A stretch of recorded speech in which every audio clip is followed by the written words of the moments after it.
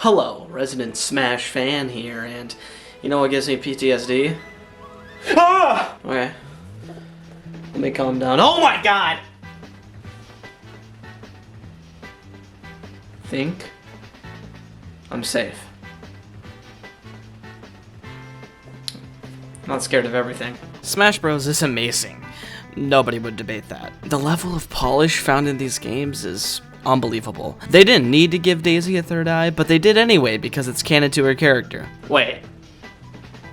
I'm not too sure about that. Smash Bros has given so many players so many memories, but what if I were to look at all these games with a critical eye and rank them from worst to best? In order to do this, I need to set up a few baseline rules. Number 1, Smash 3DS will not be included as its own separate entry. Smash 3DS is essentially the same game with the same mechanics and characters.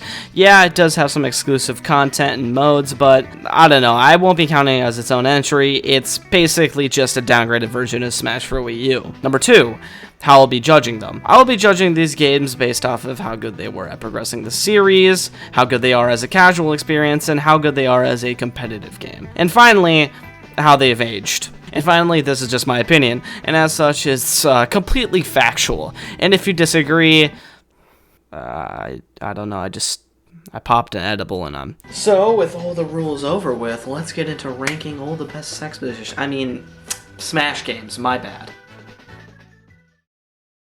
Holy fucking fuck, the body of yours is absurd. Smash 64 is a great game, but in a series like Smash Bros where all the games are amazing, simply being great just won't cut it. Smash 64 was developed originally as a standard 4-player fighting game, before Sakurai, the director of the game, decided to use Nintendo's most iconic characters to get more attention for the game. However, he didn't know if Nintendo would allow them to use it. Thankfully, Nintendo used their brain cells and allowed him to use the iconic characters, thus leading to millions of dollars and millions of people falling in love with so many iconic characters. Now, obviously, Smash 64 was important for the evolution of the series, as it was, well, the literal first game. But because it was their first attempt at a game of this style, Smash 64 has quite a few problems and elements that have aged about as well as your average club song from the 2000s. Smash 64 features 12 characters, all of which feel distinct and fun. We have a classic zoner with Samus, a jack of all trades master of the mid-tier with Mario, and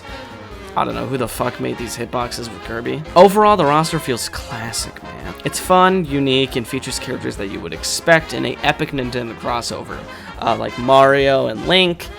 Oh, and Captain Falcon. Captain Falcon is a, iconic character. F-Zero was a pretty big franchise at the time, but you never see him. But in general, this roster is fun, unique, and iconic, which is what you want in a fighting game roster. But the problem with Smash 64 is that a lot of the concepts were yet to be perfected. Grabs were way too fast, and you could also only throw your opponent in 2 directions. There were no side special attacks, no ledge grabbing, and in general, the game had a lack of balance. A ton of hitboxes were broken, and not just overpowered broken, like Kirby up tilt or Jigglypuff neutral air. I'm talking about literally non-functional, like Samus up air, which is missing a launching hitbox. Because of that, it's more limp than my dick. Oh, wait, it's growing. The game features some solid stages like Brinstar, Hyrule Temple, and Dreamland, which are all fun to play on. There's not a ton of stages, but the ones that are here are very fun to fight on and feature some fun hazards in a casual setting. The game also has some single-player content, and when I mean some, I mean one. This single-player mode is nowadays called Classic Mode, which is sort of a gauntlet mode where you go through a variety of stages with little mini-games in between, hoping to get a high enough score to earn a date with Master Hand. Beat him and you just conquered single-player mode. Overall, it's fun, but a bit basic. It can get pretty repetitive, and because it's the only single-player mode, I find it to be kinda underwhelming. So it's a fun multiplayer casual game with mediocre single-player, which is honestly a little generous. But how is the competitive scene? It's alright. The game is pretty weirdly balanced, with characters like Pikachu and Kirby dominating the tier list. Other characters like Captain Falcon, Fox, and Yoshi are also solid. The thing about Smash 64 is that the game has insane hit stun, basically meaning that if you're hit, you are unable to act for a ton of time. This leads to the game being extremely combo based, and most games often lead to one-touch interactions where if you get hit, you lose your stock to some wild-ass combo. Now, some people like this playstyle a lot, leading to the birth of the competitive scene. But for me, I just get Guilty Gear flashbacks. The game also has a lot of jank, especially with how terrible shields and recoveries are. Like, look at Link. It's just kind of pathetic. Now, let's look at Pikachu.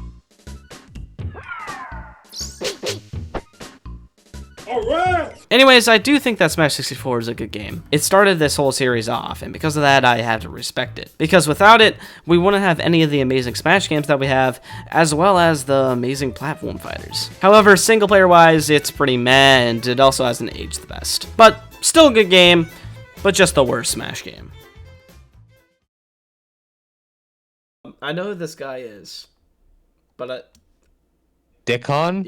Last name was Matt Mori. I mean, now you really get it. Smash 4 ranks at number 4, no pun intended. Smash 4 was my first ever Smash game, as I used to play it when I went to my cousin's house. I always picked Charizard and Flare Blitz my way to a victory in 8-player Smash. It was pretty insane. But taking away nostalgia, Smash 4 isn't as great as the other entries in the series, in my opinion. The first problem is, this menu sucks. No, but seriously, Smash 4 in my eyes is just a little underwhelming. The game is slower like Brawl, but removes features like tripping and also increased the hit stun to make combos more common. It also removed more annoying mechanics like chain grabbing and ledge hogging. If you don't know what ledge hogging is, it's basically if your opponent grabs the ledge while you're still off stage, you just die. I don't actually think it's that annoying, but casuals probably hated it. But also, because of them removing these features, the game feels kind of basic. This also applies with Smash Ultimate, by the way, just FYI. But Smash 4 feels less unique than any other entry, which feels strange. However, Smash 4 does have a lot of great things about it, including a amazing roster with tons of iconic characters, fantastic graphics taking full advantage of the HD capabilities of the Wii U, and some really polished Smash gameplay. It feels great to play, even though it might seem very simplistic. Sure, it may seem simple on paper, but it's Smash Bros. There's always some depth to be had, and it is still pretty damn fun to play. However, in many aspects, it feels like a downgrade from Brawl and Melee. Mainly in the single-player aspect. There is no single-player campaign, unlike Brawl and I guess Melee that had adventure mode, but I don't know. It honestly just feels strange why they didn't include a single-player mode. I guess the only reason why they didn't is Smash for 3DS, and maybe it wouldn't work on the 3DS. I don't know. It seems like laziness to me. We do get a revamped classic mode, which it kind of blows. It's set up in a tournament, which lasts 7 rounds, but all of it is randomized, which means there's no difference from beating this mode as Mario than if you beat it as Cloud. In my opinion, it feels lazy and cheap and lacks the charm from previous and future entries. Besides that, we have Home Run Contest, which is fun as always. It's nothing really too insane. They didn't really change too much, but it's here. We got a Stage Builder, which is fun, I guess. And the best new mode, Smash Tour.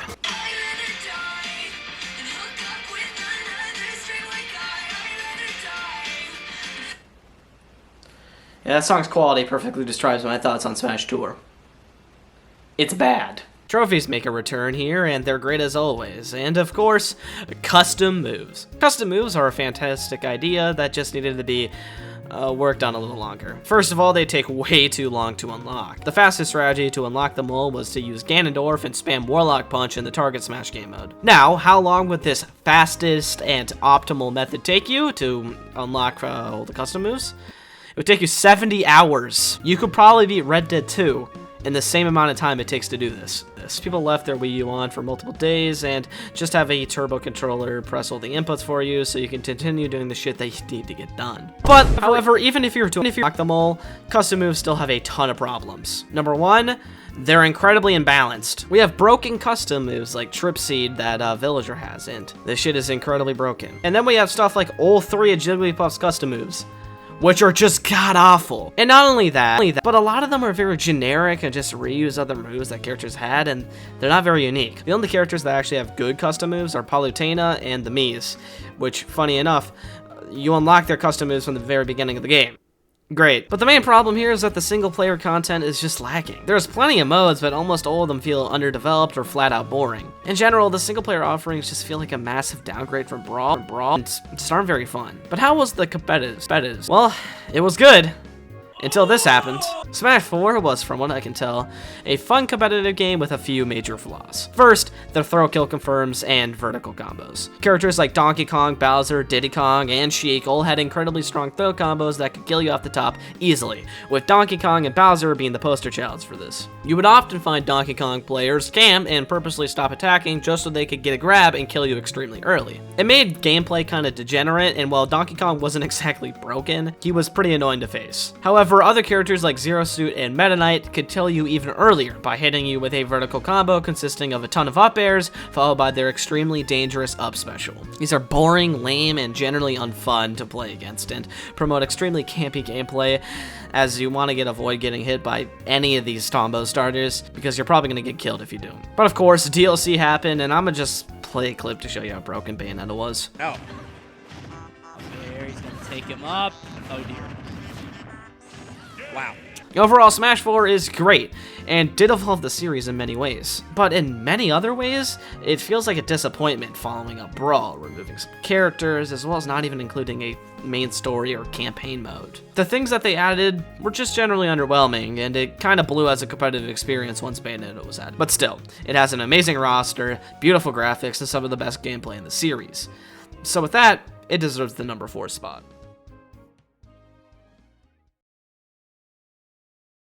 Wait, how was I gonna start this off?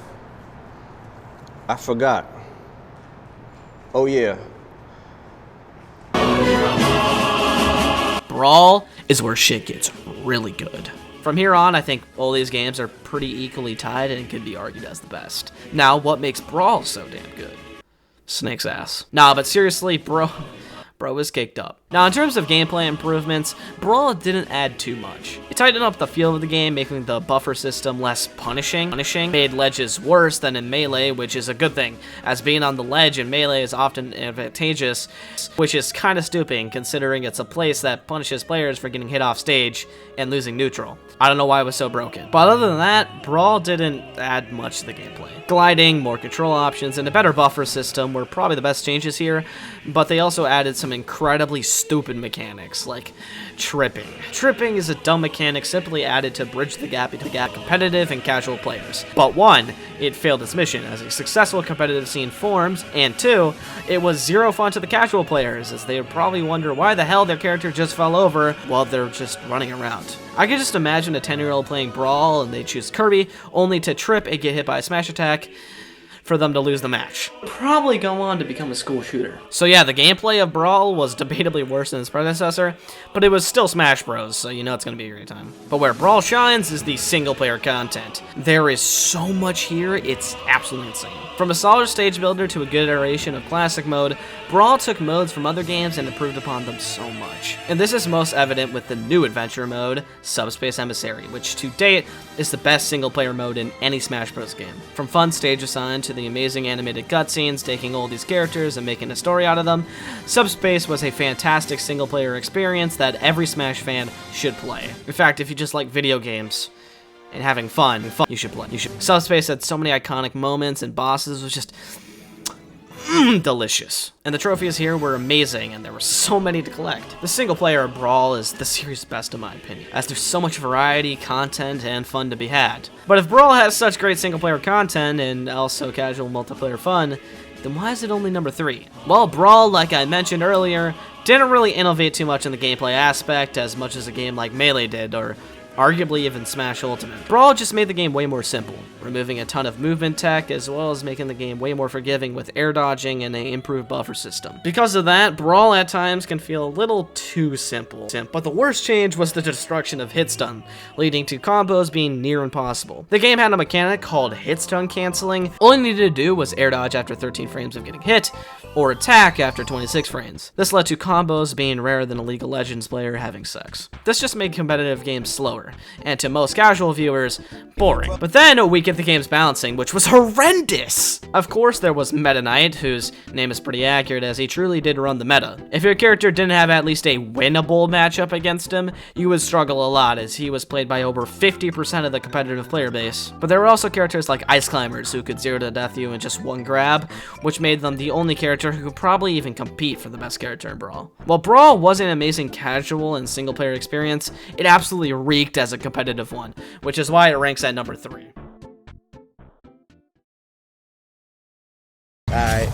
I say, Melee is a masterpiece through and through. The game features some of the best graphics for its time, along with one of the greatest OSTs of all time.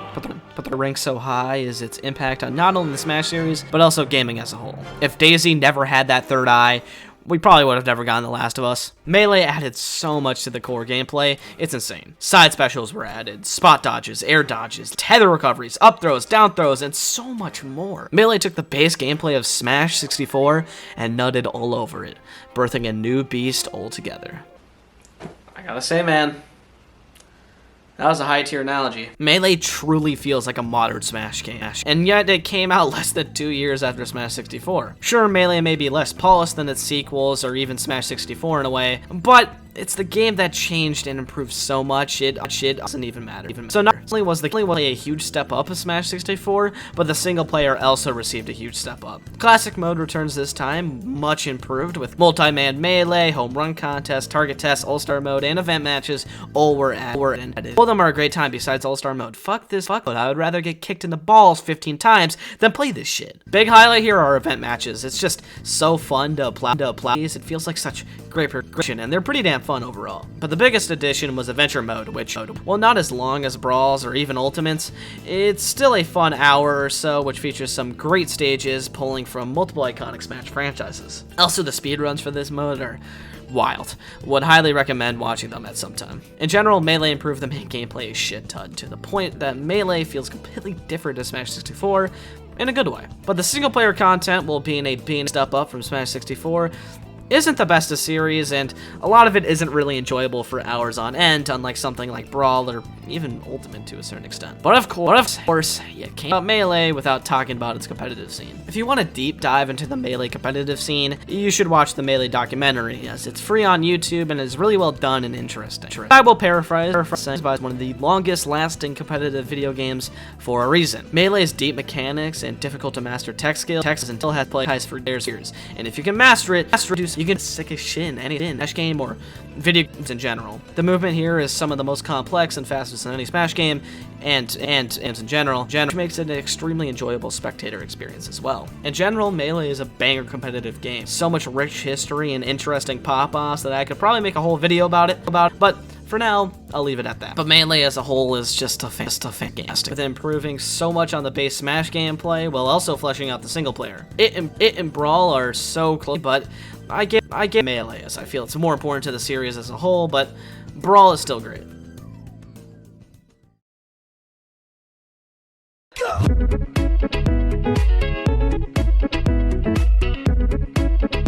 And here we have what I consider the best Smash game to date. Well, Brawl has the better single player, and Melee was more impactful and has the longer lasting competitive community. Ultimate is the perfect blend of these things, which makes it so great. Ultimate found a perfect balance in speed. While Melee at times is too fast and technical for casuals, and Brawl just felt really slow, Ultimate is exciting while not being so technical to the point where it feels hard to pick up and learn. Ultimate really strives in the philosophy that Sakurai always pushes, which is to create a game that's hard to master, but easy to learn. Ultimate has great depth in its gameplay, but it never punishes players who haven't learned all the matchups or combos, and it's very fun on a casual level. A toddler with a missing chromosome can pick up Ultimate and think to themselves, and say, wait,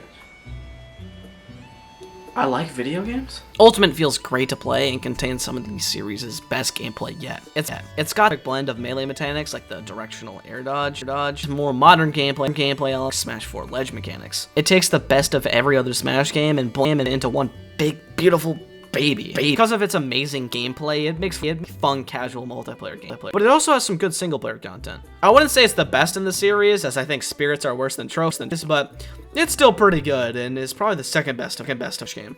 Light is kind of repetitive, but it's fun enough to hold its 10-hour long runtime, and it's pretty fun when doing challenge runs like Spirits, for example. Home run contest returns along with a solid stage builder, Spirit board, which is fun, I guess, and of course online, which is pretty booty. The netcode is and the matchmaking is also garbage, but hey, it's here.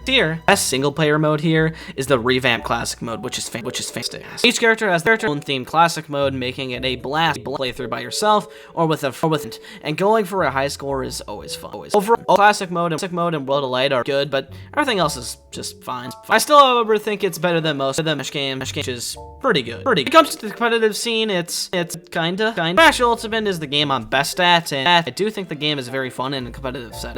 However, the online combined with certain characters being canceled and can't play does make it very annoying to play at sometimes. The game is so fun that I could look past it. At least for a while. Ultimate is not perfect, but it's pretty damn close to the perfect Smash game. The character roster is absolutely insane. So many characters from so many franchises who all play not you fucking bitch. Different. It has many flaws, mainly the online, but while certain Smash games are in a casual setting and even worse in a competitive one, Ultimate is good. It's good in almost all of them, besides you. Super Smash Bros. Is one of the franchises of all time, and seeing all these iconic characters for so many different video games just beating the ever-living shit out of each other, it's so amazing. It's the only game where you can play as one of the most iconic characters of all time and beat off. Wait, I think I got it mixed up. And remember, this list is just my opinion, so please, don't go off yourself. All these games are good. Yes, even Smash 64. I think all these games are at least 8 out of 10s. Like, they're just that good. So, just remember that. I like these games. Yeah, so I'm going to be running for president now under the political party of Gamer Forever. I've been, promoting non-violence, wanting to get rid of all that, get rid of discrimination, reduce taxes, really help the homeless and everything. Oh, and I also said that I was going to put Waluigi in Smash Bros. I won the election.